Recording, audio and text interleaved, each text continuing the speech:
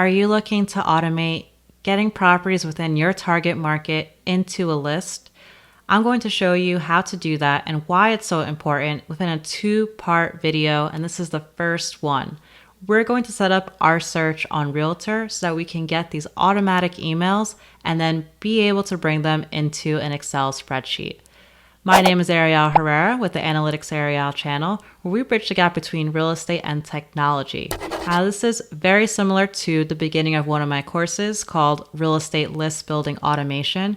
If you're looking to take this to the next level by adding metrics like cash on cash return in order to assess properties as they come in, please check out the course in the show notes. And if you like this type of content, subscribe to our channel, as well as like this video so I know this is what you want to see. All right, let's get started.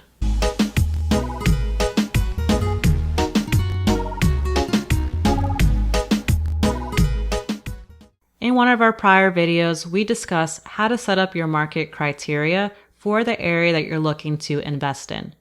And yes, this may seem trivial, but it's very important to be able to have everything documented so that you could create systems, and as you expand your team, you have everything all in one place for people to then pick up. If you haven't checked out this video already, I highly encourage you to. It's a free resource that you can copy directly into your Google Drive.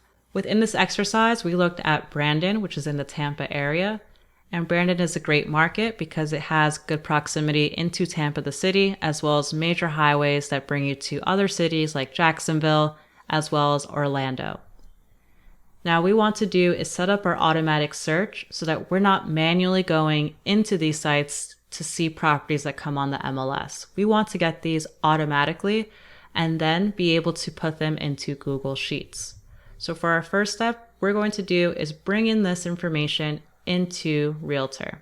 But before I get to it, as a background, we did do this with Zillow as well, but you're going to see here, Zillow may be at times more superior as an app, but on our browser, Realtor does surpass it. Realtor has a lot more filters that we're going to cover in more detail. So in this example for Brandon, I'm looking at 2 different zip codes. So I'm going to select one of them, 33511. And type this into the search on the left-hand side. If you go from Realtor's homepage, you could also type it in here. Now the goal is that we're picking our market and we only want to see things that are within our target, our market criteria. What we're going to do is go through each of these steps that we filled out and start to filter within Realtor. For the first part, we're only looking at single-family properties. So we're going to go to property type and we're going to select single family home. As we see, not much has changed on the right hand side of the view for which properties are for sale. And this is because the Brandon area mostly only has single family properties. However, in your area, especially if it's in a more urban place, you may have a lot more multifamilies. Next, we're going to select our minimum bedrooms as well as bathrooms. In my area, there's a lot of homes that cater to families, so I want to make sure we're at least targeting 3 bedrooms, which we're going to select over here. You can also have it more specific by having a cap as to how many bedrooms, which we did not get in the Zillow search. Let's do the same in baths. I'm going to select 2 as the minimum, as that's more standard in my area. But again, if say you're targeting a city where a 1-bedroom is still desirable and can have high cash flow, then it wouldn't be expected to have 2 baths. So it's really dependent on your area. Next, select the price from low to high. That's going to be done on the left-hand side. You could select your minimum either from what they give you here, or you can actually type it in. As we see on the right-hand side, the number of properties are starting to dwindle a bit, which is good. We want to be really targeted on what we're looking for. Now going back, we want to make sure we have a house with parking in this case, so I'm going to select yes for parking. And the way we could find this is under more filters. If we look at parking, we could select garage, which in this case, I'm going to put. Then we want to set our square foot minimum as well as maximum. We're going to go to more filters and go under home size and type this in. Next, we're going to go to year minimum and maximum. Now, the way Realtor has it is instead of it being an actual date that you put, it says number of years going back. So it's pretty much just subtracting. For my minimum, it's only about 3 years. Don't want anything too new. And then for my maximum, I don't want anything older than 30 years.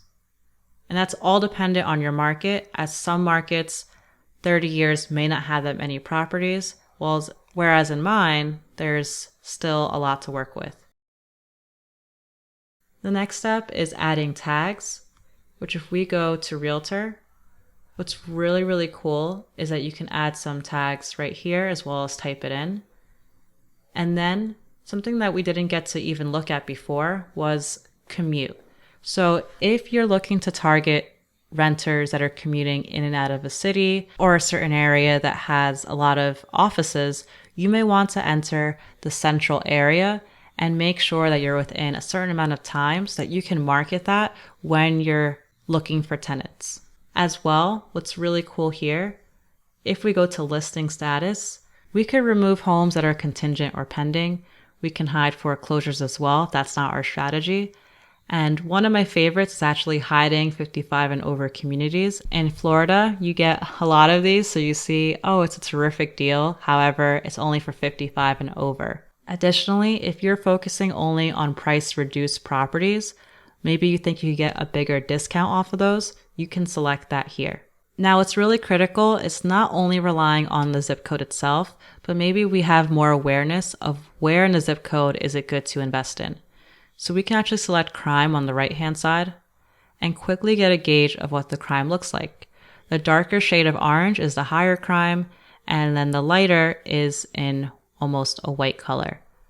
We can also look at transit.